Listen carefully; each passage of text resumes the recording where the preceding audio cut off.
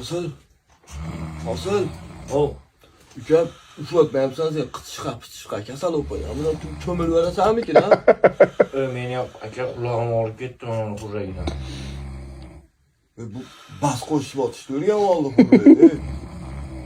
O kulağımdan ders opalıyor. Koyap fasıl. Turmaysan be aka. Men bana bir gaplashib ko'rmaysanmi? Ishki torasanmi? O bilan domladır o. Daha olmayalım ki ya buna ya bilan. Geri verardik ya. Aka. Aka. O. Bu qachon ketarkin ha? Bunu uygulamdan yapacaklarını ben işittim. Kıştan çıkıp geliyor. Gitmeydi bu. Bunu çiğ. Hurragini özünü öldürse olmaydı mı ki lan?